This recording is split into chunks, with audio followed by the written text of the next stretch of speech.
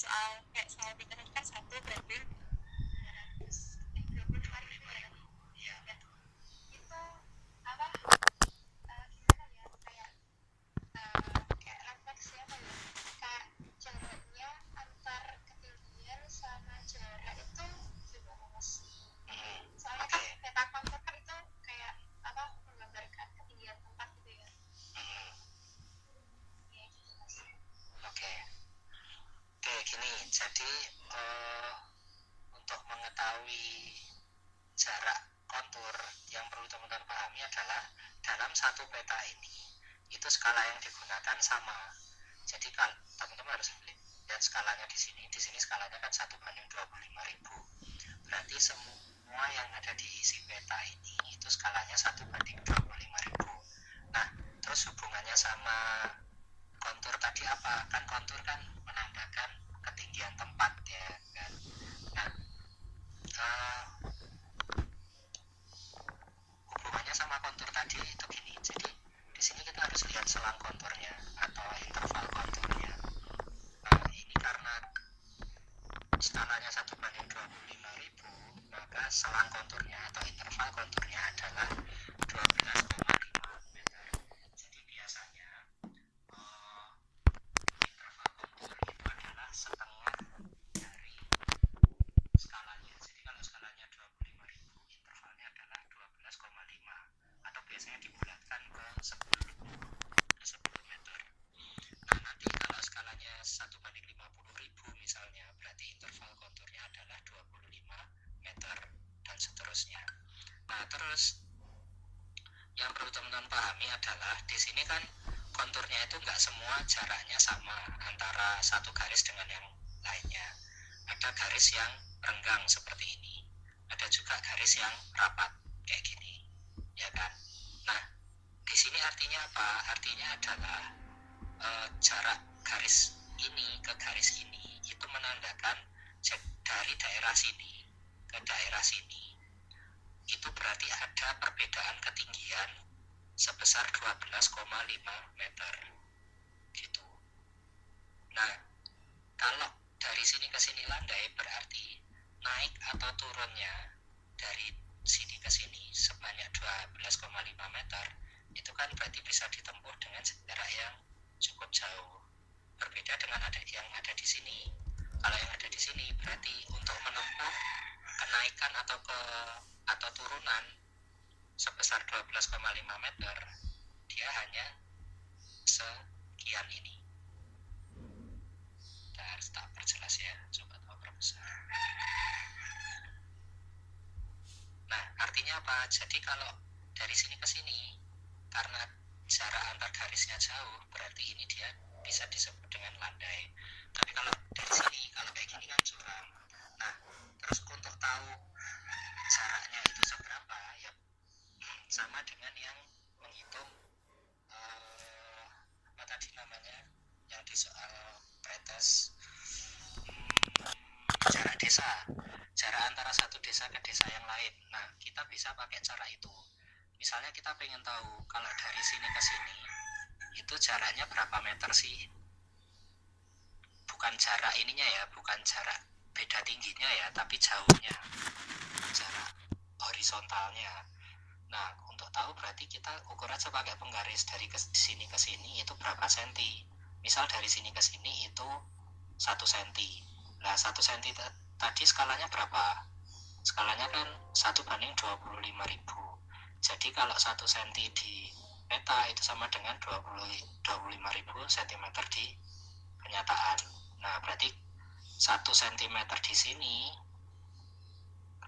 kalau jarak dari sini ke sini itu 1 cm, berarti dia adalah 250 meter atau sekitar 1/4 kilo kalau mau kita tempuh di sebenarnya. Nah, 1/4 kilo atau 250 meter tadi dari sini ke sini itu berarti dia ada kenaikan ketinggian sebesar 12,5 meter karena interval konturnya itu 12,5 meter gitu. Gimana penjelasan saya, bisa dipahami atau membingungkan? Oke, Oke, Mas, paham dikit. Paham dikit. Oke. Kalau pengen bayangkan lagi gini, kalau teman-teman masih ingat waktu diklat lapangan itu kan teman-teman waktu hari ketiga kan ngelewatin lembah putus cinta ya. Tahu kan nama lembahnya itu namanya lembah putus cinta. Nah, itu ada di sini. Kalau teman-teman ingat waktu teman-teman disuruh bidik pohon itu ada di sebelah sini. Ya kan? Itu kan pohonnya ada di sebelah sini. Nah, kalau teman-teman ingat setelah bidik itu kan sama SC-nya disuruh turun kan. Nah, turunnya itu kan curam banget. Nah, makanya itu diproyeksikan kalau di peta itu interval, saya besarkan dulu. Oke, di sini ya, teman-teman bidik dari sini. Terus yang dibidik itu ada di sekitar sini. Nah, teman-teman kan turun dulu ke sini sampai ke sungai, terus naik lagi itu kan curam banget. Nah, itu menandakan berarti kenaikan atau interval konturnya itu rapat banget. Jadi dari sini ke sini itu sudah ada kenaikan atau kemiringan lereng sebesar 12,5 meter. Gitu. Gimana? Apakah sudah jelas?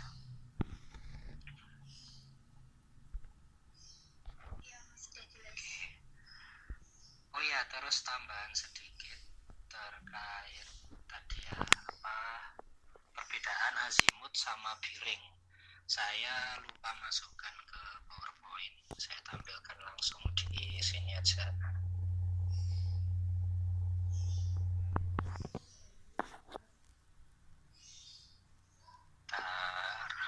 Mana tadi ya? Oh, ini.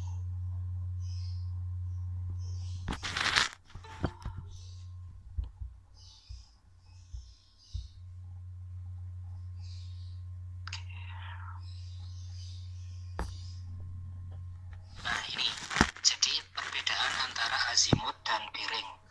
Ini yang mungkin nanti perlu teman-teman koreksi juga di modul diklat SAR. Kan kalau di modul diklat SAR itu azimut sama biring kan pengertiannya masih kurang lebih sama gitu ya. Nah, memang beberapa pendapat mengartikan azimut sama biring itu sama. Iya, sama. Dia sama-sama mengukur sudut. Tapi yang membedakan adalah kalau azimut itu dia mengukur sudutnya itu dari utara terus arah jarum jam. Terus mau mengarah kemana? Misal kalau mau mengukur sudut A ini ya, sudut A ini berapa derajat? Berarti dia diukur dari U atau dari 0 atau dari 0 atau dari O ke A.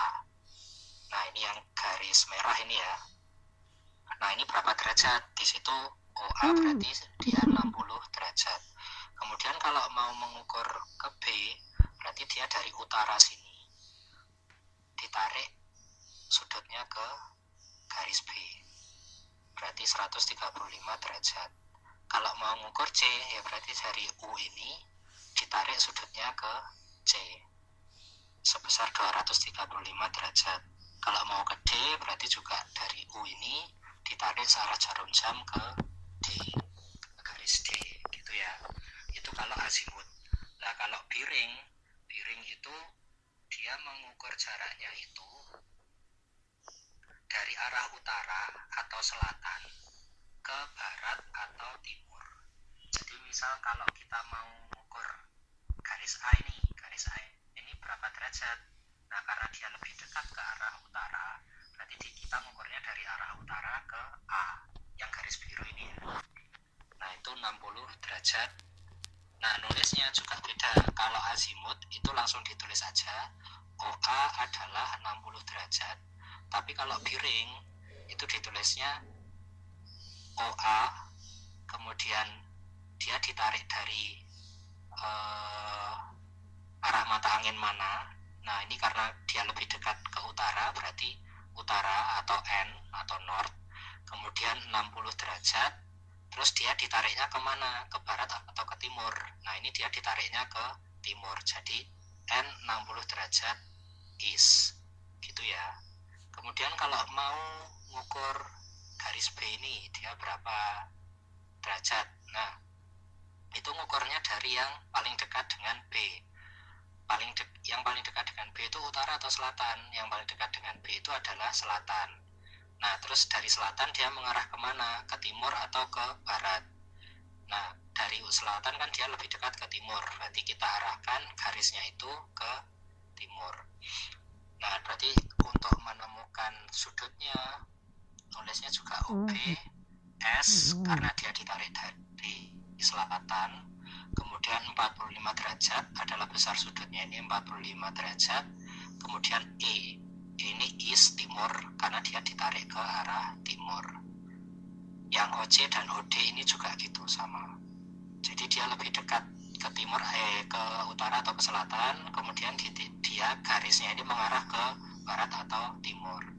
Itu kalau piring, jadi agak lebih ribet. Kalau azimut ini dia lebih sering atau lebih banyak digunakan di berbagai instansi atau di berbagai fungsi. Itu karena dia lebih simpel. Yang penting dia diukur dari arah utara, searah jarum jam, dia membentuk sudut berapa. Udah gitu aja. Jadi itu bedanya antara azimut dan piring. Gitu ya. Oke, itu mungkin tambahannya. Kita lanjut lagi ke kompas. Nanti kalau ada pertanyaan disimpan dulu ya. Kita lanjut ke kompas. Nah, di kompas yang biasa kita gunakan itu ada kompas bidik. Jadi kompas itu juga macam-macam ya, kalau tidak hanya satu jenis saja. Jadi jangan kaget kalau teman-teman nemu ada kompas yang angkanya bukan 0 derajat sampai 360, tapi angkanya itu cuma 60, 90, 180, dan seterusnya. Itu fungsinya nanti juga beda. Nah, yang akan kita bahas kali ini itu adalah kompas bidik.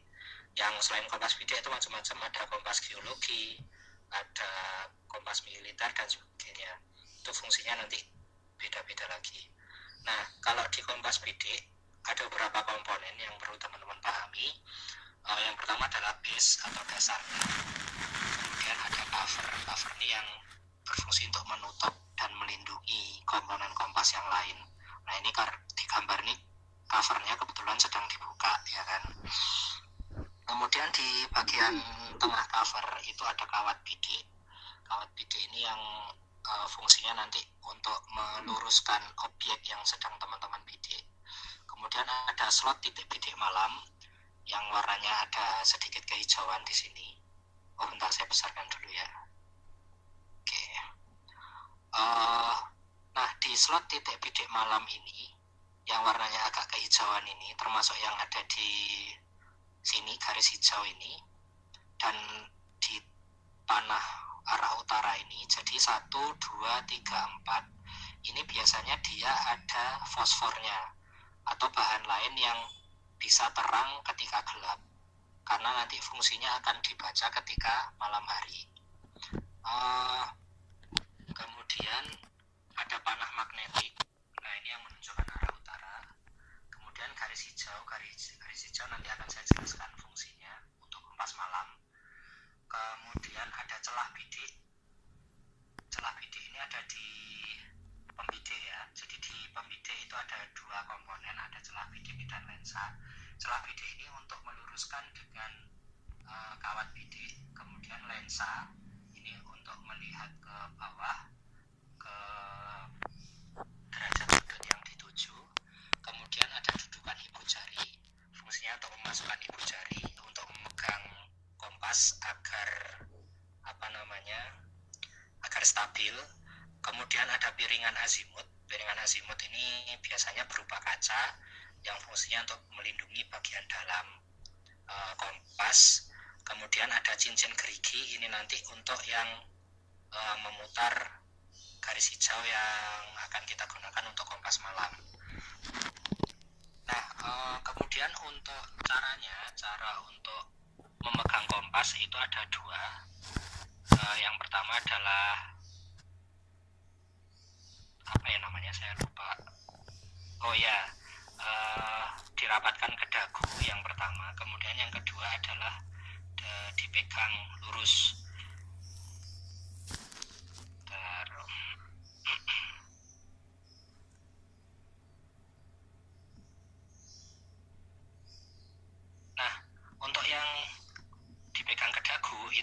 caranya kayak gini ya. Jadi ini kompasnya, ibu jarinya kita masukkan, ibu jari kita masukkan.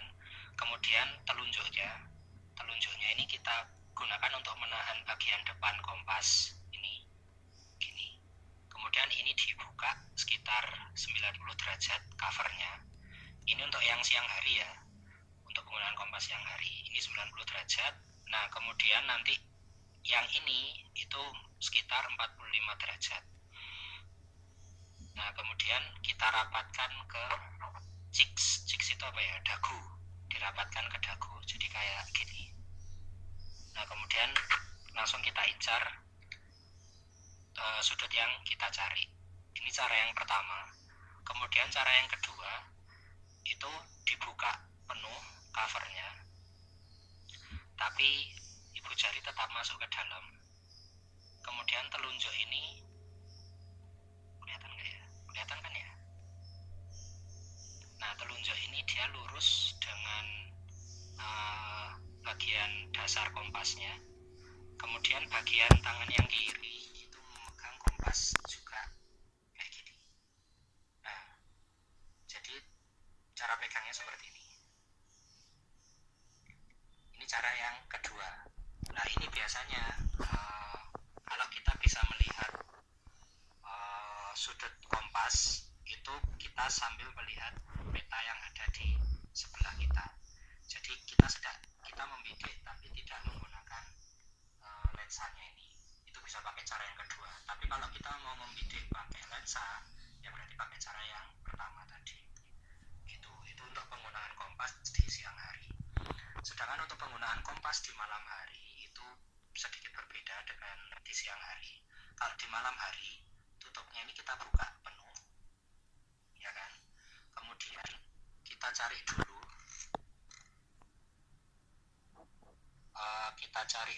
sudut yang ingin kita cari. Misal kita mau menuju 60 derajat. Nah, kalau kita mau menuju ke 60 derajat, berarti bagian fosfor yang ada di atas ini itu nanti disesuaikan dengan arah 60 derajat.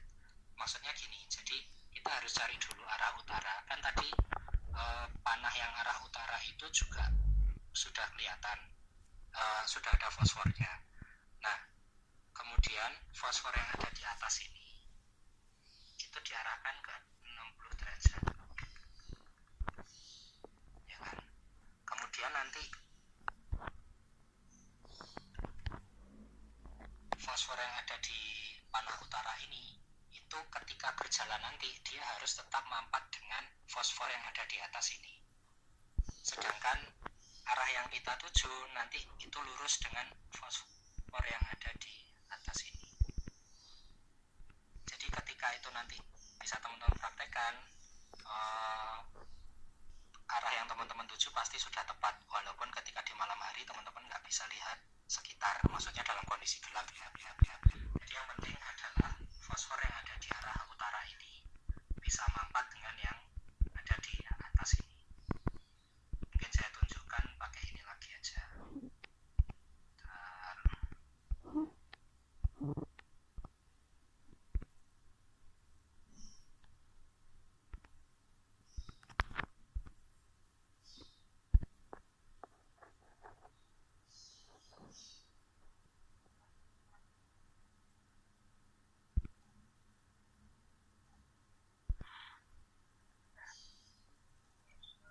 Nah, ini jadi fosfor yang ini yang ada di atas kaca ini itu harus disesuaikan dengan sudut yang kita cari.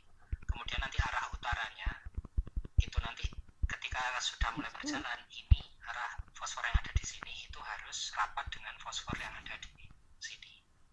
Nah, nanti yang kita tuju itu adalah ini. Jadi nanti kita berjalannya lurus mengikuti ini. Nah, ketika berjalan syaratnya adalah fosfor yang ini itu tidak boleh bergeser dari fosfor yang ini. Prinsipnya seperti itu kalau kompas malam. Nah, kemudian untuk formasi kompas malam itu biasanya tidak dilakukan sendiri-sendiri. Kalau kompas malam itu ya kita biasanya beregu. Minimal ada sekitar 3-4 orang. Nah, formasinya seperti ini. Jadi satu orang itu ada di depan, di bagian tengah, itu membawa senter untuk penunjuk jalan. Kemudian di belakangnya yang bawa senter itu ada satu orang yang pegang kompas yang menunjukkan arahnya. Kemudian ada dua orang di sebelah kanan dan kiri. Itu fungsinya sebagai istilahnya sebagai mata tambahan. Mata tambahan di sini maksudnya kan kalau malam tuh kita nggak bisa melihat medan dengan baik. Nah, bisa aja nanti di sebelah kanan dan kiri mungkin ada jurang atau ada apapun yang tidak bisa diawasi dengan baik oleh yang melihat kompas. Itu bisa diawasi oleh yang di sebelah kiri dan kanannya. Jadi itu kalau kompas malam ada satu orang di depan bawa senter penerang untuk melihat jalan. Kemudian di bagian kanan dan kiri untuk melihat situasi sekitar. Kemudian yang di tengah, yang di belakang pembawa senter itu untuk melihat kompasnya. Kayak gitu. Itu untuk kompas.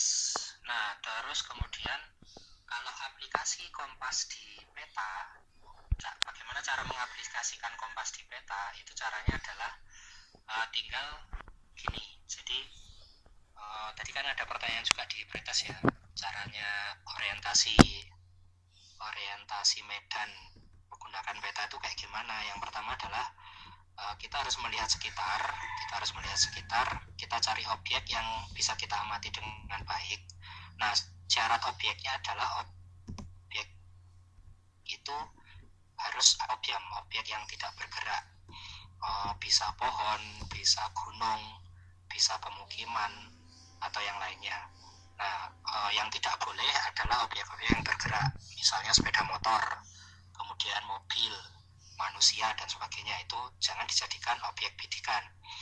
Kemudian yang kedua, setelah kita menemukan objek yang bisa kita gunakan untuk orientasi, petanya kita letakkan di tempat yang datar. Kemudian kita samakan dengan arah kompasnya. Nah, caranya menyamakan dengan arah kompas adalah, kan tadi kalau teman-teman masih ingat, di peta itu kan ada arah mata angin. Nah, yang ini arah mata angin. Nah, kalau ada magnetic north itu bisa digunakan yang magnetic north. Nah, tadi bagian kompas yang ini, yang kawat bidik ini diluruskan dengan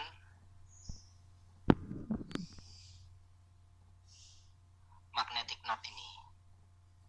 Jadi kalau dia sudah lurus, nanti tinggal diputar aja. Nah, yang diputar nanti dua-duanya, peta dan kompasnya diputar, kemudian dicocokkan dengan panah azimutnya atau panah magnetiknya.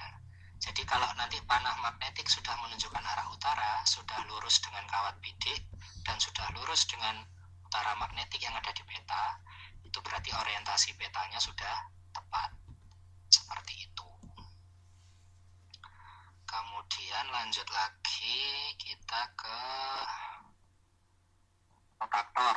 Nah, protaktor ini sebenarnya adalah alat yang dulu khusus digunakan oleh militer dan orienteering, termasuk orang-orang pecinta alam dan petugas SAR ya, terutama SRU, Search and Rescue Unit. Nah, protaktor ini sebenarnya fungsinya itu mirip dengan penggaris dan busur. Bedanya adalah dia sudah dibentuk sedemikian rupa, sudah disesuaikan atau dibuat untuk mempermudah kita untuk mencari jarak dan lokasi menggunakan peta dan kompas. Cara menggunakan protaktor mungkin teman-teman juga seharusnya sudah tahu semua ya, tinggal mengingat-ingat lagi aja. Ya tinggal di ini aja, kita mau dari titik A ke titik B misalnya. Ini kita mau berjalan ke arah mana. Nah, cara mengaplikasikannya adalah protaktor ini itu harus diluruskan dengan utara grid dulu. Jadi 0 derajatnya ini harus lurus dengan grid arah yang ke utara. Jadi kalau di peta itu arah utara kan biasanya ke atas. Nah, jadi arah nolnya ini harus tegak lurus ke atas. Kemudian di protaktor di bagian tengah itu kan biasanya ada benangnya. Nah, itu tinggal ditarik aja benangnya ke arah titik yang ingin kita tuju. Karena kita mau dari titik A ke titik B, berarti ya kita tarik aja dari A ini ke B ini. Langsung kita lihat di sini ada berapa derajat. Misal di sini tulisannya berapa itu? Sekitar 65 atau 70 ya ini ya. 65 derajat katakanlah. Nah, berarti kalau kita mau dari titik A ke titik B, berarti kita harus mengarah ke arah 65 derajat. Gitu kalau penggunaan protaktor. Nah, kemudian ada lagi yaitu resection. Resection itu berarti kita ingin mengetahui posisi kita itu sebenarnya ada di bagian mana sih. Nah, itu berarti kita harus membidik dua objek yang tadi saya katakan. Syaratnya adalah harus objek yang diam, yang tidak bergerak, yang tidak mudah dipindahkan. Kemudian dari dua objek itu kita tarik garis, kita cari back azimutnya. Jadi misal kalau kita membidik dari tempat kita berdiri ini, itu kita bidik ke gunung ini, itu kita dapatkan 30 derajat. Nah, berarti kalau kita mau tarik garis kembali dari gunung ini ke kita, berarti kita tarik garis sekitar 180 ditambah 30, 210 ya. Berarti dari sini ke sini itu adalah 210 derajat. Kemudian kita cari satu objek lagi. Di sini objeknya adalah pemukiman contohnya. Didapatkan titik 317 derajat.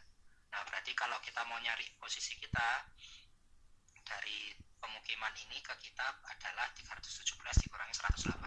Seret, ditarik dua garis ini. Nah, pertemuan antara dua garis objek ini itu adalah posisi kita berada. Langsung kalau kita sudah ketemu titiknya ini, langsung kita cari koordinatnya di peta. Gitu. Itu adalah prinsip resection. Kemudian yang sebaliknya, kebalikan dari resection adalah intersection. Intersection ini berarti kita sedang kita mau mencari lokasi suatu objek yang kita belum tahu koordinatnya, tapi kita sudah tahu koordinat kita di mana. Nah, kalau kita sudah tahu koordinat kita di mana, misal si A ini posisinya ada di sini, posisi B ada di sini. Nah, nanti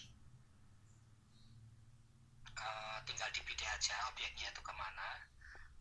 Atau mungkin kalau misal objeknya tidak ketemu ya, ini biasanya yang ketika terjadi di SAR, karena objeknya belum ketemu, tapi kita sudah tahu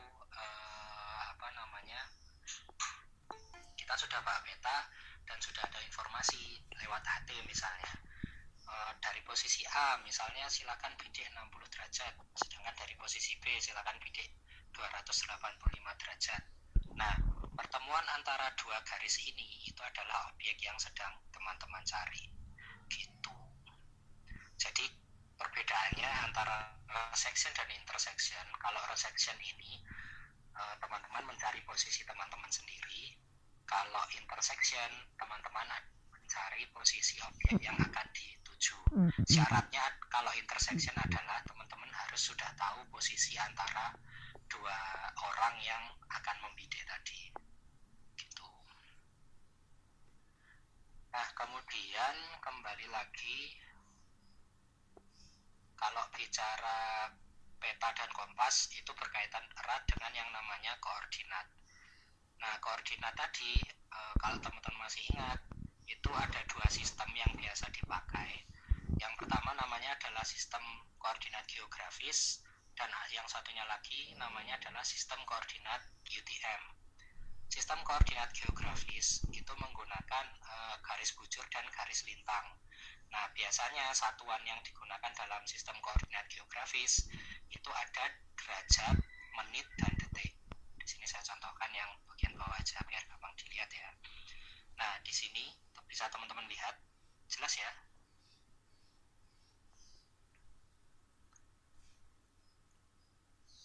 Oke, di sini ada garis-garis ini menunjukkan sistem koordinat yang geografis. Nah, sistem koordinat geografis ini dia juga punya interval yang tetap. Nah, kalau skalanya 1:25.000, itu biasanya intervalnya adalah 15 detik atau 30 detik. Jadi bisa pakai antara dua itu ya, 15 detik atau 30 detik. Nah, kebetulan yang di sini yang saya pakai adalah 30 detik. Jadi antara satu garis ini ke garis yang sini itu ada penambahan 30 detik. Nah, di situ bisa dilihat di sini 28 30 detik, yang di sini adalah 29 menit. Gitu ya. Nah, nanti untuk mencari koordinatnya itu bisa menggunakan cara seperti ini. Jadi, kalau intervalnya dari sini ke sini itu adalah 30 detik, berarti berapa per 30 detik. Misalnya kita mau cari koordinat yang mana ya?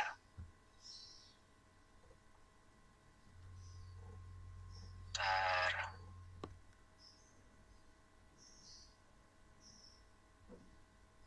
Nah, misalnya ini merah yang pusat desa Ngeroto ini. Yang pusat desa Ngeroto ini dia adalah pas di tengah-tengah, anggap aja pas ya. Buat contoh aja. Di tengah-tengah antara dua garis ini. Nah, berarti untuk melihat koordinat di bawahnya ini itu adalah 15/30 dikalikan berapa ini? 0 sampai 1000. Nah, kalau dari sini ke sini adalah 1000 meter, berarti kira-kira kemarin sudah sempat saya hitung, jadi satu kotak ini itu panjangnya adalah 800 meter kalau di lapangan. Jadi 15/30 dikalikan 800 meter atau setengah kali 800 berarti 400 meter. Nah, berarti jarak antara grid atau garis ini ke pusat desa Ngeroto itu adalah 400 meter gitu. Nah, satu lagi sistem koordinat yang biasa digunakan itu adalah sistem koordinat UTM atau Universal Transfer Mercator. Sistem koordinat UTM ini adalah sistem koordinat yang memudahkan kita untuk mencari jarak. Jadi satuannya itu adalah ratusan ribu biasanya atau puluhan ribu, di mana satuan di sini itu sama dengan 1 meter. Jadi kalau di sini ada 663.000, ini artinya adalah 663.000 dari pusat UTM-nya. Nah, intervalnya biasanya itu antara satu garis dengan garis yang lain itu adalah 1000 meter atau 1 kilometer. Jadi kalau dari garis ini ke sini itu berarti dia ada jarak 1 kilometer. Gitu ya. Nah, hubungannya dengan cara mencari koordinat tadi itu gini. Jadi tapi teman-teman kalau nggak punya petanya, saya juga agak susah nyontohkan. Contohnya gini aja deh, di Gunung Boya ini ya, Gunung Boya ini itu koordinatnya kan ada koordinat yang altitude, ada yang longitude, latitude dan longitude. Latitude itu berarti ke samping dan longitude itu ke atas. Nah, untuk mengetahui koordinat Gunung Boya misalnya, kita harus cari tahu dulu. Misal kita pengen tahu longitudenya berapa. Longitudenya itu berarti 9131. Ini kalau pakai yang UTM ya. Kita pakai UTM dulu. 9131 atau 9.131.000. Kan dia arahnya ke sini. Ya, ke atas ini kan ya. Nah, kita tarik garis dari sini ke Gunung Boya itu berapa senti. Jadi misal dari Oh ya, sebelumnya gini, dari satu titik ini ke titik ini itu adalah 4 cm. Berarti sementara tadi jaraknya berapa? Dari titik ini ke titik sini kan 1 km. Tapi kalau 1 km di sebenarnya ya, terus kalau di peta dari sini ke sini 4 cm. Berarti 1 cm di peta itu sama dengan 250 meter di kenyataan. Nah, anggap saja dari garis ini, garis yang bayangan ini, ke Gunung Boyak itu 1 cm. Berarti longitudenya itu adalah 9131 ditambah 250 meter. Berarti bahwa longitudenya nanti dia 9131250. Nah, kemudian untuk apa tadi, latitudenya itu yang di sini 657 ini, tapi nggak ke record ya, kan sebelum 658 kan 657. 657 ditambah berapa senti ke kanannya. Nah, misal ke kanannya ini sekitar 1,5 senti misalnya, dari garis ini ke sini 1,5 senti, berarti 1,5 dikalikan berapa tadi, 1,5/4 dikalikan 1000, atau sekitar berapa ya, 250 ditambah 125, 375. Berarti nanti latitudenya, longitude, kalau ke samping itu longitude ya, karena dia long panjang, kemudian latitude itu ke atas karena dia ke atas. Jadi longitudenya ya, longitudenya itu adalah 657,375, karena dia dari 657,000 ditambah dengan 375. 375 tadi diambil dari sini, 1,5/4 dikalikan 1000, gitu ya. Oke, untuk penghitungan ini dulu, mungkin ada yang masih bingung, silakan kalau ada yang mau didiskusikan.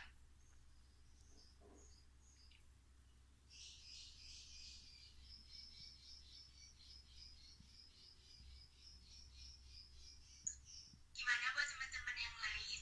Apa ada yang mau ditanyain? Atau kurang jelas? Jadi yang baru saya jelaskan terakhir tadi ya, itu adalah gimana kalau teman-teman di lapangan tidak menemukan atau tidak mendapatkan protaktor. Jadi teman-teman tetap bisa mengukur jarak, bisa mencari koordinat dengan menggunakan penggaris itu. Oke, silakan, bila ada yang mau didiskusikan.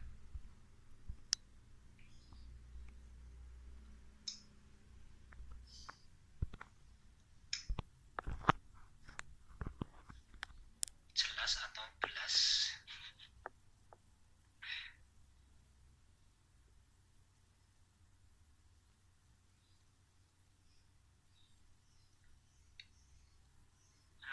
Soalnya materinya ini mirip dengan materi yang ada di ilmu kelautan sebenarnya.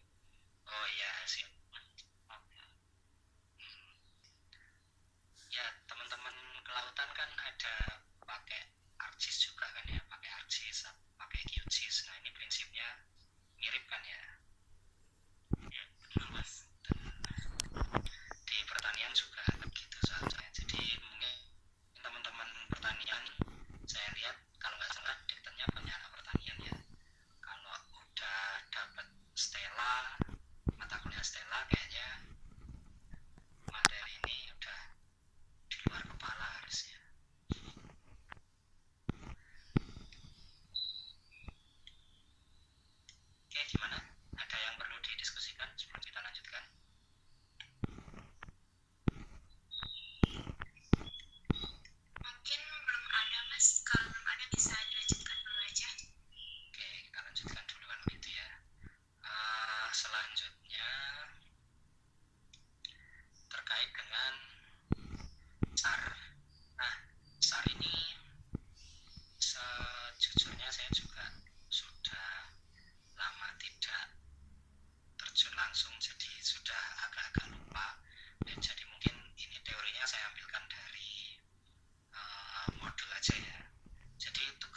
satuan SAR. Jadi SAR itu punya 4 kewajiban. Yang pertama adalah mencari dan memberi pertolongan kepada kecelakaan di darat.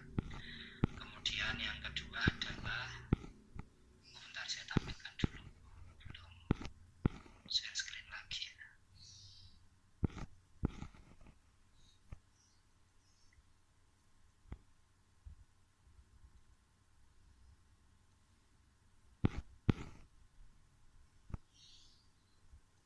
Oke.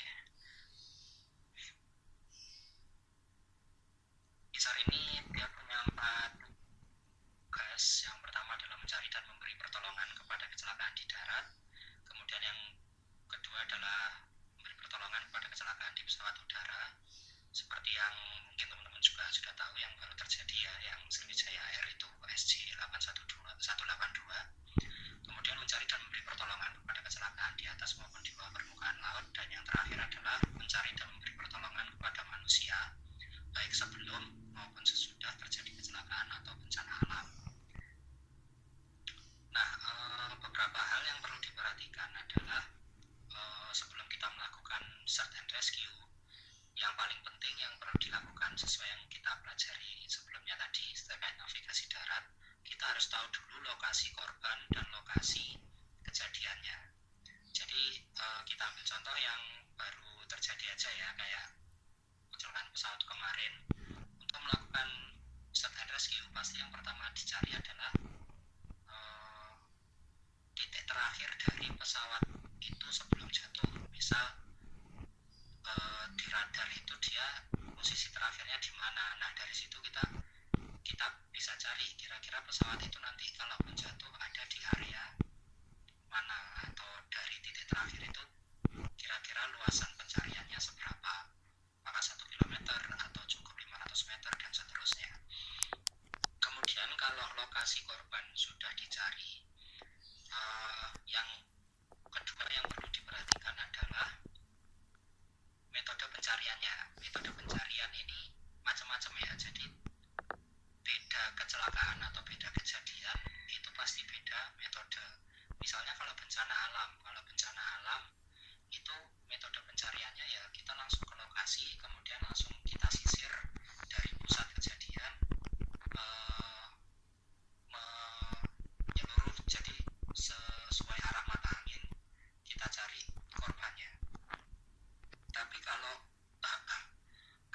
kecelakaannya di laut, misalnya seperti jatuhnya pesawat di laut, nah kita harus tahu dulu dari lokasi jatuhnya itu arah arus lautnya itu kemana, apakah ke utara, ke selatan, atau yang lainnya. Nah, dari situ kita baru tentukan arah pencariannya sesuai arah arus lautnya. Nah, jadi yang perlu diperhatikan adalah beda kejadian atau beda bencana itu pasti beda cara pencariannya. Tapi kalau secara umum kalau di darat, yang sering terjadi kan di darat ya, itu biasanya kita dari titik lokasi bencananya itu kita menyebar sesuai penjuru mata angin. Kemudian yang selanjutnya perlu diperhatikan adalah kondisi korban. Nah, untuk kondisi korban ini teman-teman juga mungkin sudah akrab dengan istilah yang namanya triase ya kan. Ada bendera hijau, ada bendera kuning, merah, dan hitam, di mana yang kita prioritaskan kalau ada kecelakaan atau kejadian search and rescue ini yang warna merah, kemudian yang warna kuning, kemudian hijau, baru yang terakhir yang hitam atau yang sudah meninggal ya kan. Jangan sampai kebalik. Kemudian untuk komponen di SAR itu ada 5. Yang pertama adalah organisasi ini yang seperti teman-teman lihat di layar, ada SC, ada asisten SC. Ini SC-nya bukan steering committee ya, bukan yang biasanya nyuruh push up peserta. Jadi SC di sini adalah SAR koordinator. Nah, SAR koordinator ini biasanya dia dipegang oleh kepala daerah. Kalau di kabupaten ya berarti dia bupati, kalau di kota ya dia wali kota, atau kalau misal bencana ini skalanya adalah skala provinsi atau skala daerah, biasanya SC-nya ini adalah gubernur. Kalau bencananya adalah bencana nasional, berarti SC-nya ini biasanya adalah presiden atau wakil presiden. Kemudian SC ini dibantu oleh asisten SC. Asisten SC ini membawai bagian operasional, logistik, komunikasi, dan intel. Nah, kemudian SC ini untuk di bagian administrasi dan lapangan itu dibantu oleh SMC atau SAR Mission Commander.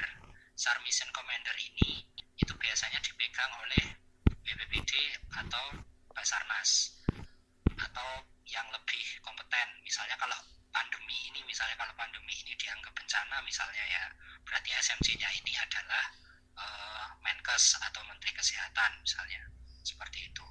Nah, SMC ini dia punya staf SMC yang membawai bagian operasional, logistik, komunikasi, intel, dan humas atau hubungan masyarakat. Kemudian SMC itu di lapangan dia tidak terjun langsung, tapi biasanya dibantu oleh OSC atau on-screen commander.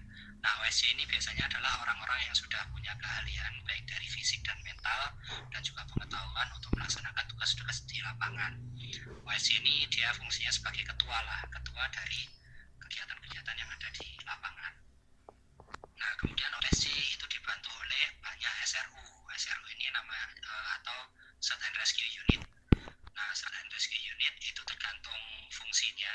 Ada yang di bagian udara seperti pesawat, pilot dan sebagainya. Kemudian ada yang di laut seperti kapal, nakoda dan sebagainya. Kemudian ada di darat. Di darat ini ya termasuk misal bencananya adalah kebakaran ya berarti pemadam kebakaran. Kemudian kalau bencananya tanah longsor misalnya berarti adalah tim evakuasi dan sebagainya.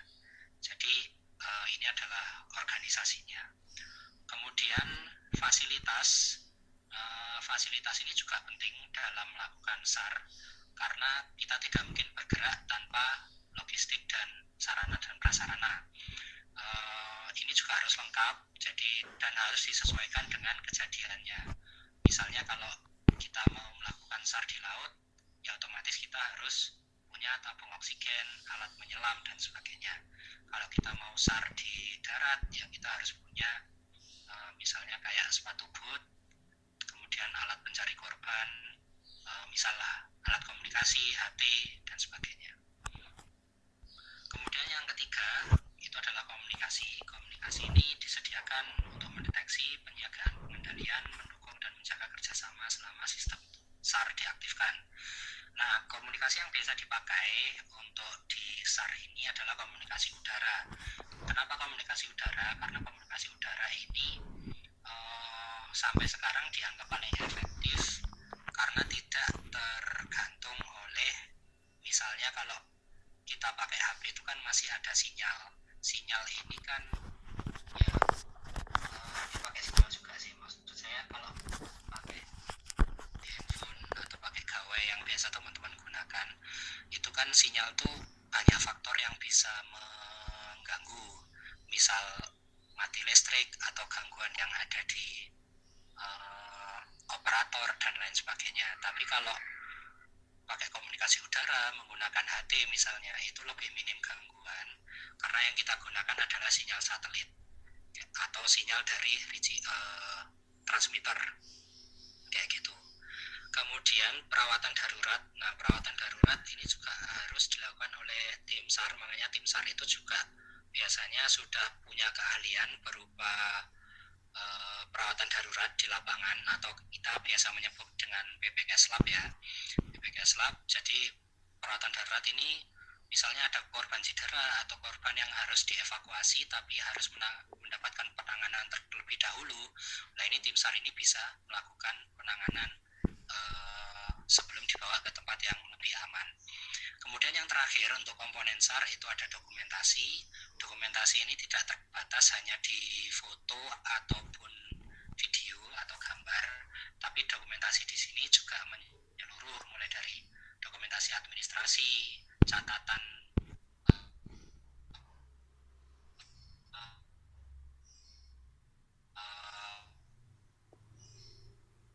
perjalanan di sini rekam jejak yang sudah dilakukan oleh tim SAR. Misalnya puing-puing pesawat Sriwijaya SJ-8 182 ya, itu pertama ditemukan pada jam berapa, hari apa, dalam kondisi bagaimana. Nah itu harus tercatat dengan baik agar nanti dapat dilaporkan untuk mungkin ada tindakan-tindakan selanjutnya yang harus dilakukan kayak gitu. Nah kemudian untuk organisasi tadi sudah ya. Sistem SAR. Nah sistem SAR itu ada 5 tahap. Yang pertama adalah tahap menyadari. Tahap menyadari ini jadi kita tahu kapan bencana itu terjadi. Ini saya ceritakan yang pernah saya alami waktu saya jadi pengurus dulu aja ya. Jadi tahap menyadari ini misalnya ketika tahun 2014 ketika Gunung Kelut meletus dulu, itu kita sebagai tim SAR tahu Gunung Kelut ini meletus sekitar jam 10 malam tanggal 14 Februari. Terus dari tahap menyadari ini kita masuk tahap yang kedua, yaitu tahap tindakan awal atau initial action step. Nah di tahap tindakan awal ini tim SAR ini sudah dibentuk dan harus mulai menyiapkan apa yang dilakukan untuk kejadian tersebut. Nah misalnya kita ambil contoh yang tadi ketika Gunung Kelut meletus 2014. Jadi waktu itu kita langsung ada rapat darurat. Di situ kita harus menentukan HSRUB ini mau ngapain. Nah di situ akhirnya kita memutuskan kita mau melakukan assessment. Nah dari hasil assessment ini masih masuk tahap tindakan awal ya.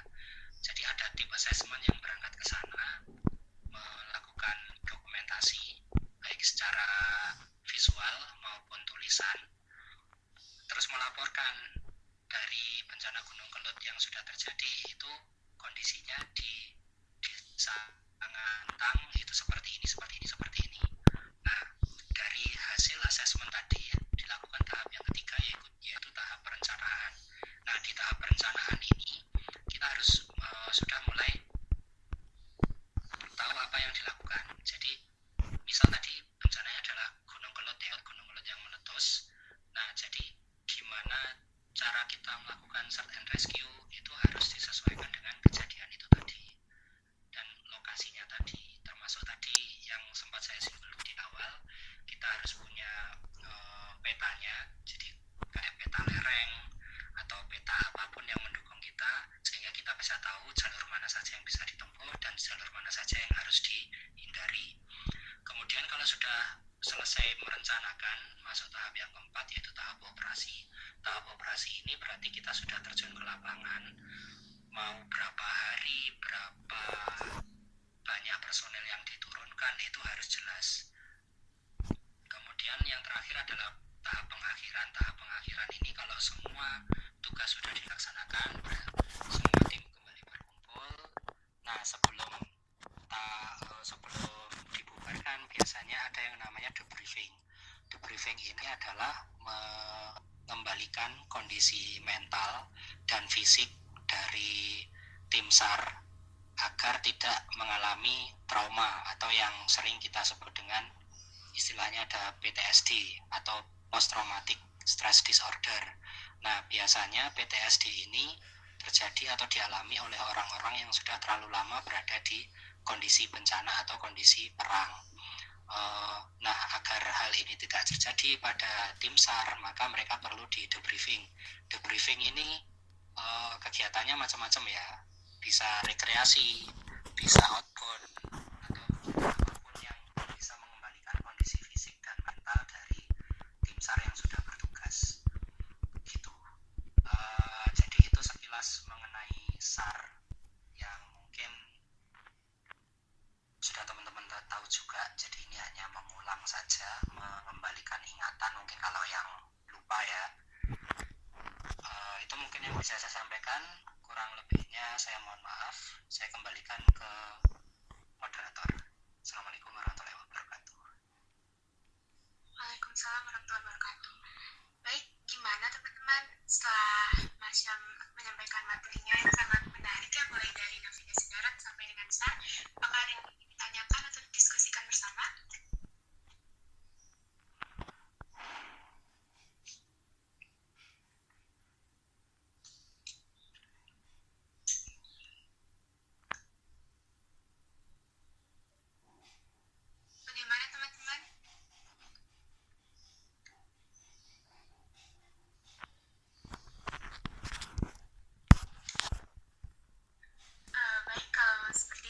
saya akan bertanya, jadi begini Mas, dalam melakukan SAR ini, apakah ada rentang waktu dalam pelaksanaannya, dan lalu sampai pada kondisi seperti apa SAR ini dapat dihentikan? Oke, kalau batas waktu pelaksanaan SAR-nya ya, itu biasanya sampai ini kalau kondisi pertama itu, kalau sumber daya untuk pencarian ini memang sudah mentok, atau biasanya ada jarak tertentu yang sudah direncanakan, misal untuk pencarian korban hilang karena tersapu ombak misalnya. Nah ini biasanya mungkin sekitar 1 atau 2 minggu. Kalau sudah lebih dari itu, biasanya kan karena arus laut atau dia sudah jatuh ke palung atau kemungkinan yang lain, maka kemungkinan korban ini sudah sangat sulit untuk ditemukan. Nah berarti pencarian efektifnya itu antara 1 sampai 2 minggu. Nah bisa juga karena sumber daya. Jadi kira-kira sumber daya untuk melakukan pencarian ini bisa sampai berapa hari atau berapa bulan, yaitu yang dimaksimalkan. Sumber daya ini gak terbatas pada materi aja ya, termasuk sumber daya manusianya juga, kayak gitu. Terus kapan SAR ini harus diakhiri? Itu biasanya SAR ini diakhiri, bentar, nyontek dulu, agak lupa. Nah ini SAR itu diakhiri ketika semua bencana itu atau semua korban sudah ditemukan, atau sudah tidak ada lagi hal-hal yang bisa dilakukan terkait dengan pencarian gitu. Nah ini ketika korban kapal atau pesawat atau yang lainnya dalam keadaan bahaya telah diselamatkan, terus telah dibawa ke tempat perawatan, atau telah diyakinkan bahwa keadaan darurat sudah tidak ada lagi, itu berarti SAR sudah bisa diselesaikan. Gimana, sudah jelas? Iya, sudah jelas Mas. Makasih. Baik, untuk yang lain bagaimana? Ada pertanyaan? Saya mau tanya. Iya, Mas Rama.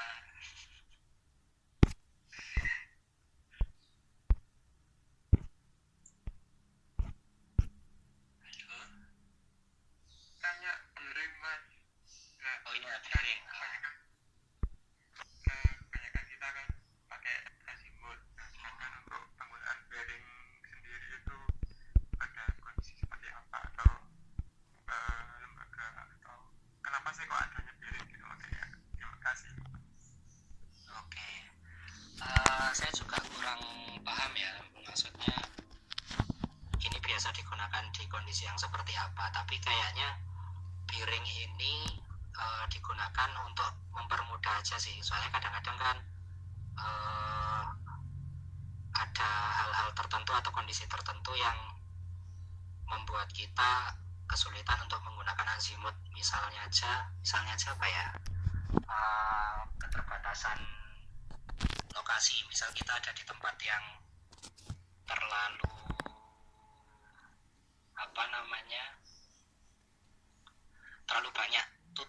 terlalu banyak tutupan tuh kan, kita jadi nggak tahu. Oh gini, misalnya tempatnya ini asing buat kita, terus kita nggak tahu arah utara selatan. Nah tapi kita bisa melihat dari tanda-tanda alam misalnya. Nah ini kayaknya kondisi bearing ini lebih bisa diaplikasikan daripada azimut, meskipun saya juga nggak terlalu yakin sih siapa aja yang masih menggunakan bearing saat ini, karena kalau sepengetahuan saya sejauh ini ya, semua instansi apapun yang saya pernah kerja bareng atau saya pernah bantu kerjaan di sana, itu belum pernah ada yang pakai bearing. Bahkan ketika di kondisi bencana atau di SAR juga ya, itu juga belum ada yang saya tahu pakai bearing. Mungkin aja nanti suatu saat baru baru ketahuan siapa aja yang pakai piring. Itu sih, jadi saya juga belum terlalu paham piring ini digunakan ketika apa. Mungkin nanti Mas Rama bisa lebih tahu, atau nanti ya kita cari bareng-bareng lah gitu, Mas Rama. Oke Mas Sam, terima kasih. Oke.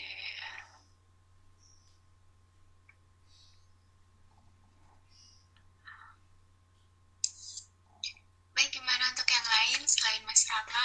Mungkin ada lagi yang mau ditanyain, yang mau didiskusikan?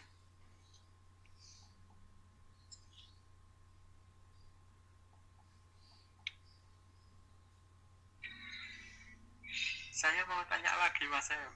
Oh iya, monggo. Bu moderator, saya mau tanya. Saya sedikit lupa untuk menghitung itu Mas. Dari detik itu kalau dikonversikan ke senti, misal itu sekian, saya 30 detik itu berapa senti di peta, nanti dikonversikan ke kilometer itu seperti apa? Lupa. Terima kasih. Sama-sama. Jadi prinsipnya sama kayak, oh ya, Bu moderator izin menjawab ya. Iya Mas. Maaf melangkai. Jadi prinsipnya sama dengan yang UTM tadi. Kalau UTM tadi kan enaknya kita sudah tahu kalau interval antara satu garis dengan garis yang lain tuh biasanya 1000 meter, 500 meter atau berapa meter lah ya. Sedangkan kalau di geografis kan kita masih pakai derajat, menit sama detik. Nah, cara konversinya adalah ya kita ukur aja. Jadi kira-kira apa namanya? Oh gini. Jadi misalnya jaraknya itu kalau satu intervalnya antara satu garis dengan garis yang lain tuh kan misalnya 3,5 cm gitu ya, 3,5 cm lah, itu kita ukur dulu jarak dari garis ke objek itu berapa. Misalnya jarak dari garis ke objek itu 1 cm, berarti 1/3,5 dikalikan berapa detik intervalnya, 30 detik misalnya. Nah itu nanti kan ketemu hasilnya. Misalnya coba saya hitung ya, 1/3,5 itu berapa? Bentar, kalkulator mana ya?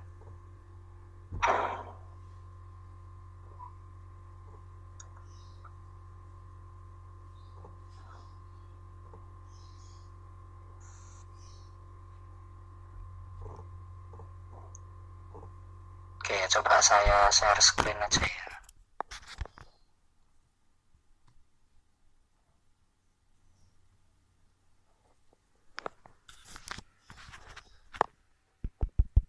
Oke, udah kelihatan?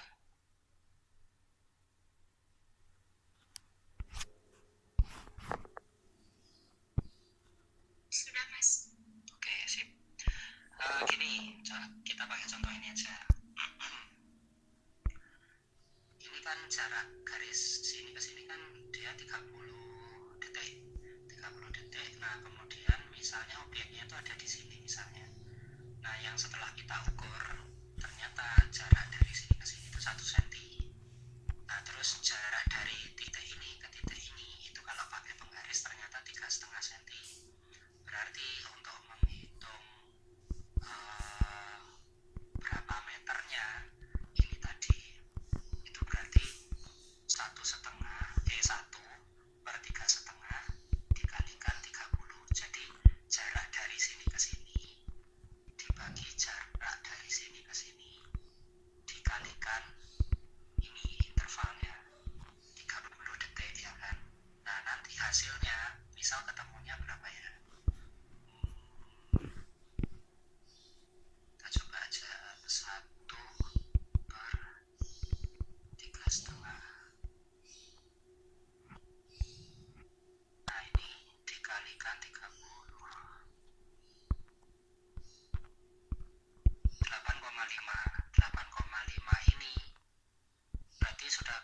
koordinat yang sininya. Berarti koordinatnya longitude-nya tadi itu adalah 112 derajat 28 menit 38,5 detik. Kenapa 38? Karena 30. Kan ini dari ya betul. 30 ditambah 8,5. 30 detik ditambah 8,5 detik. Nah, itu kan baru ketemu koordinatnya. Nah, untuk tahu berapa meter jarak sebenarnya dari sini ke sini tadi, itu berarti adalah kita harus tahu jarak ke sininya dulu. Tadi kan 3,5 cm ya. 3,5 cm. Terus jarak sininya 1, sorry. Nggak usah dikonversi, nggak usah cari detiknya dulu kalau gitu. Berarti gini aja, 1 cm per 3,5 cm dikalikan jarak dari sini ke sini ini berapa. Jadi kalau dari sini ke sini tadi diukur kan sekitar berapa tadi ya, 3,5. Tar kok saya jadi bingung sih. Sorry. Oke, kita hitung langsung aja biar nggak bingung. 1 cm dibagi 3,5 dikalikan. Nah, dikalikannya adalah jarak sebenarnya dari sini ke sini. Nah, kalau melihat dari skalanya ini, jarak dari sini ke sini ini sekitar 860 meter. Berarti tadi 0,28 ini dikalikan 860. Nah, berarti jarak dari garis ini ke titik yang ada di sini misalnya itu adalah 245,71 meter gitu. Itu kalau mau nyari jarak sebenarnya. Tapi kalau mau nyari koordinatnya pakai cara yang pertama tadi. Jadi 1/3,5 dikalikan mana tadi? Nah, 1/3,5 dikalikan 30 hasilnya 8,57 atau 8,6. Berarti nanti tinggal ditambahkan aja di detiknya ini 30 ditambah 8,6, 38,6 detik gitu. Jadi tergantung apa yang mau dicari. Kalau mau nyari koordinat, kalau yang sistem geografis ya, kalau mau nyari koordinat, jadi jarak garis ke benda, ke objek, dibagi jarak interval dikalikan interval detiknya. Kemudian kalau mau nyari jarak sebenarnya, berarti jarak garis ke benda atau jarak garis ke objek dibagi jarak interval dikalikan jarak sebenarnya. Udah gitu aja sih. Maaf saya jelaskannya agak ribet, tadi agak lupa juga soalnya. Gimana? Apakah sudah jelas Mas Rama? Iya Mas, memproses. Makasih Mas. Nah, jadi untuk yang depannya tuh sama, jarak objek sama interval. Nah, pengalinya itu yang beda. Pengalinya kalau mau nyari koordinat berarti dikalikan interval koordinatnya. Tapi kalau mau nyari jarak sebenarnya ya tinggal dikalikan skalanya itu tadi. Gitu. Oke, silakan saya kembalikan ke moderator. Apakah masih ada yang mau ditanyakan? Mas, ada Kak Rifki yang baik untuk Kak Rifki. Silahkan. Oke, silakan. Ya, terima kasih. Ya silakan, monggo. Ya, Mas Sam, lagi di mana, Mas? Lagi di rumah. Oh, di rumah. Sudah selesai tadi S2-nya ya, Mas? Belum, masih nunggu nge-lab ini. Oh, oke. Sama, Mas. Masih nunggu mood kalau Rifki. Ini, Mas. Kan Oke, pagi. maksudnya mau tanya lebih kepada apa ya? Ya, di luar dari perhitungan-perhitungan yang ada ya. Oh ya, jangan tanya jodoh loh Bang mungkin. Ya, bener sih emang. Ya, Kan suka main ke alam gitu kan ya. Ya, masih banyak kan gunung sih. Nah, ini kayak pengen tanya tanda-tanda alam yang sekiranya kita tuh yang kita miliki cuma kompas. Ya kan kalau sekarang kita kan kalau ke gunung naik itu kayak jarang banget kan apa bawa peta kompas pun bahkan ya juga kemungkinan orang juga nggak kepikiran buat bawa gitu Mas. Misalkan kita dalam satu kondisi di mana kita salah ambil jalur nih, itu tanda alam apa sih yang nantinya sebenarnya bisa mendukung kita untuk ke jalur yang benar jalur pendakian gitu Mas, atau misalkan suatu tempat yang itu katakanlah aman gitu untuk kita camp, untuk kita istirahat dan lain gitu Mas. Dari perhitungan ataupun dari materinya sih Mas. Karena prakteknya gampang sih mungkin kita kurang gitu ya kalau hitung-hitung gitu kan.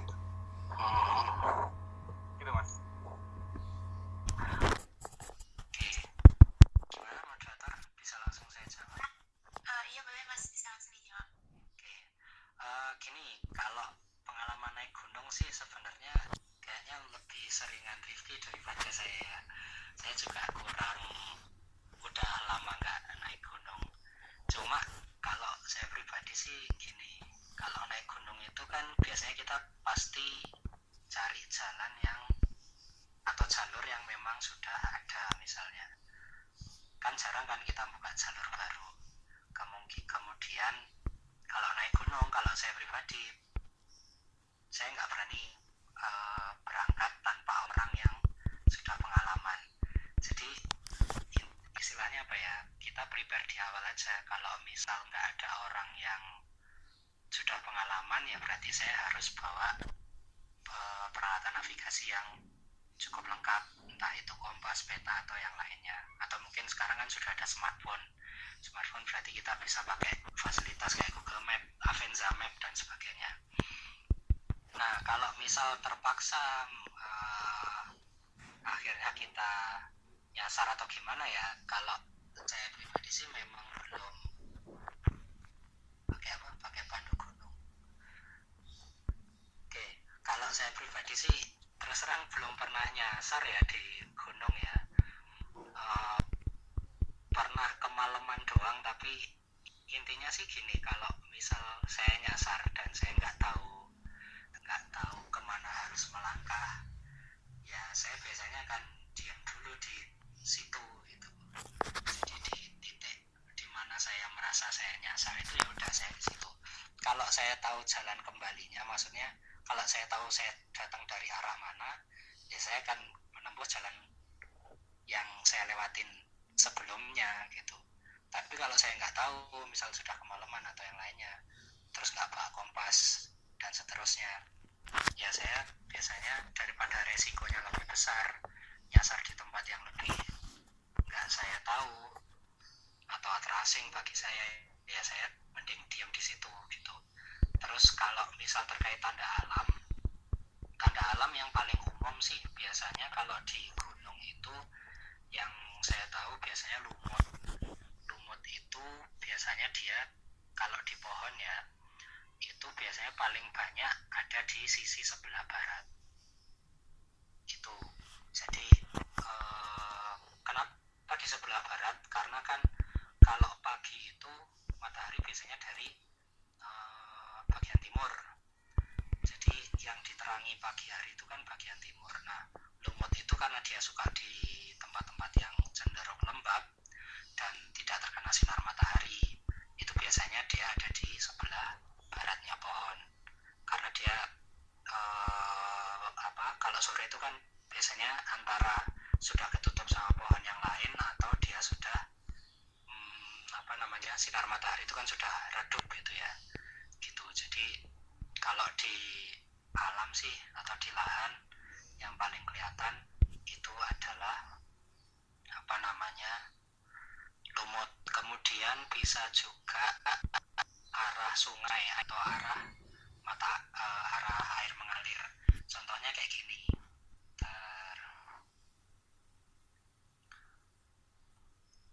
Coba saya share screen lagi.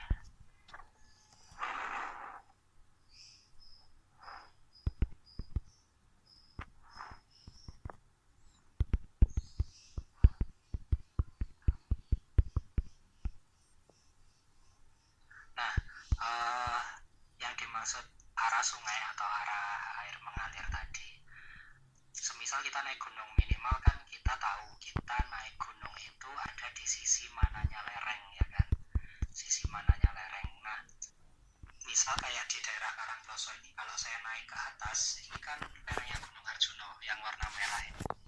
Kalau saya naik Arjuno dari Karangploso, berarti kan saya sedang mendaki Arjuno dari sisi selatan. Nah, semisal saya tersesat, kan kemungkinan besar tidak jauh-jauh dari area sini.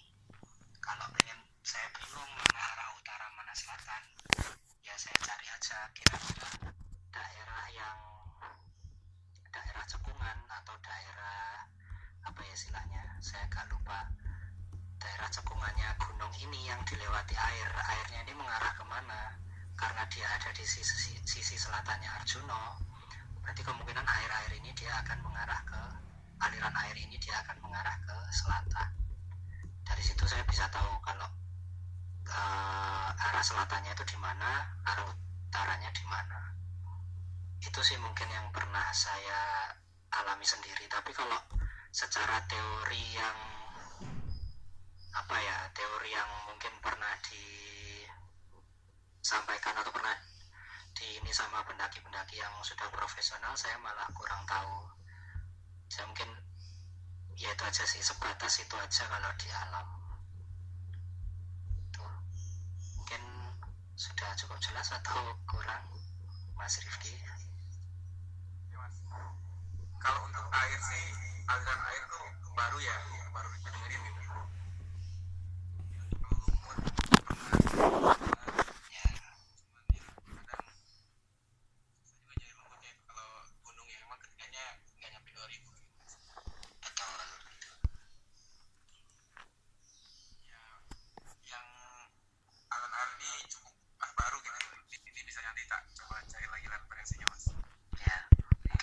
Tambahan juga dari Rifki.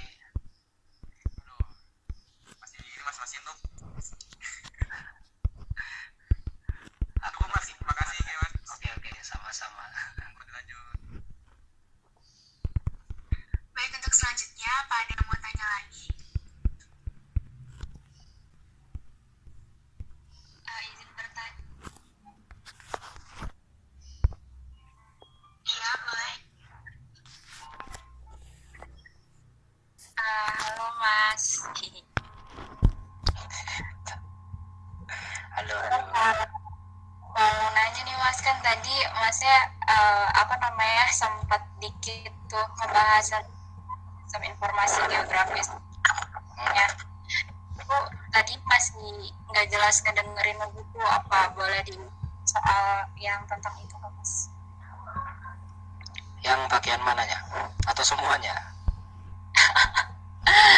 Enggak semuanya juga sih Mas, yang tadi rada ngebahas di bagian sistem informasi geografisnya aja yang masih paham. Yang belum dipahami bagian mananya yang sistem informasi geografis? Nah itu dia tuh gunanya buat apa gitu di PK-nya, terus kayak sistem kerjanya itu gimana dan cara pakainya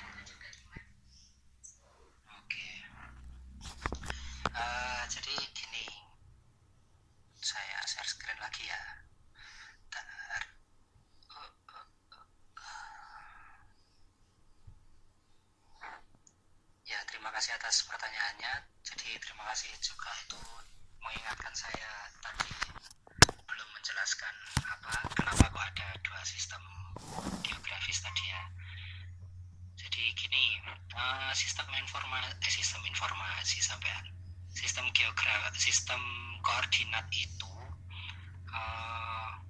kenapa dibedakan menjadi dua secara umum ini ya, itu sebenarnya bukan masalah apa-apa sih, ini hanya alat aja untuk mempermudah kita menentukan suatu koordinat atau suatu lokasi. Nah, bedanya di sini antara koordinat geografis dengan koordinat UTM itu ada pada proyeksinya.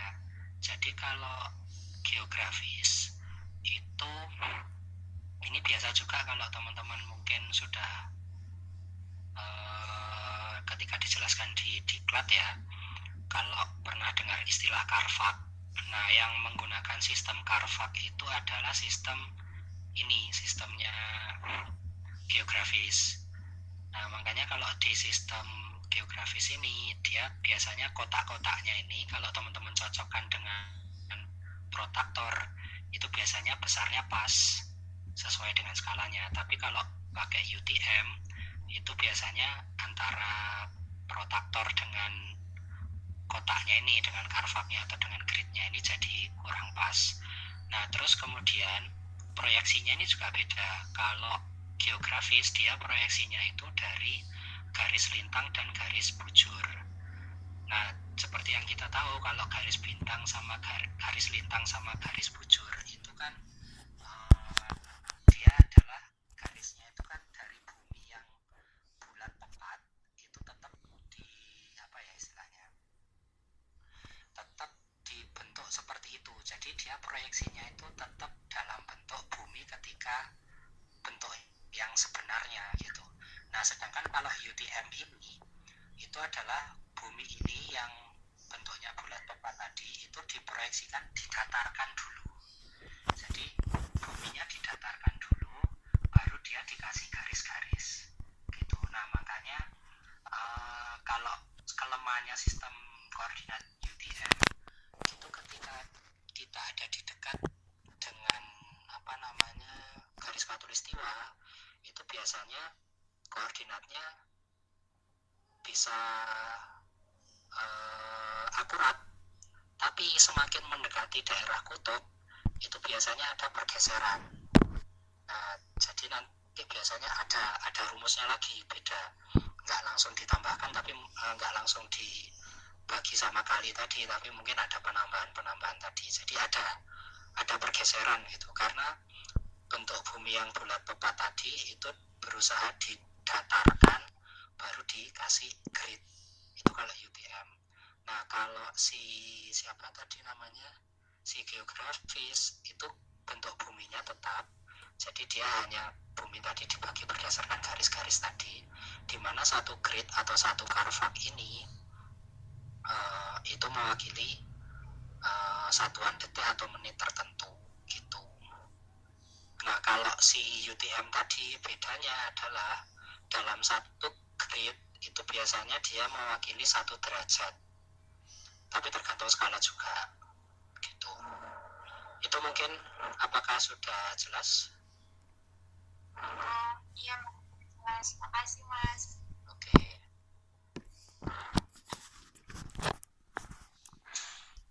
Yang lain, apakah masih ada yang bertanya? Berhubung masih ada kesempatan waktunya juga.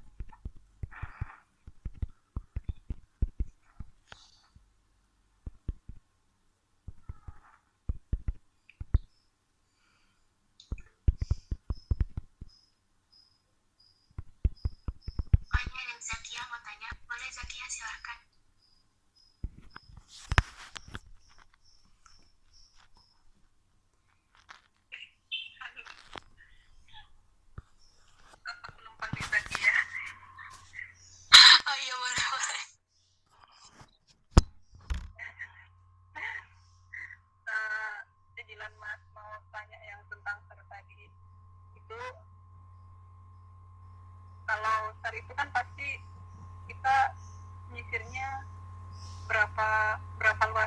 Mas.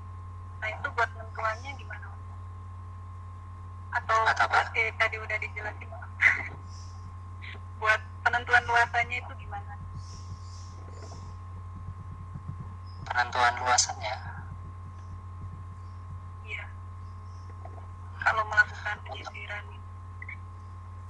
Oke, penyisiran. Tadi kan sudah sedikit saya jelaskan bahwa untuk menentukan luasan itu kan tergantung kejadiannya atau tergantung bencananya. Ini misal yang secara umum aja ya, kalau kita ngomongin bencana alam di darat misalnya, kalau kita mau ngesar ya berarti kalau bencana alam itu sesuai daerah terdampaknya.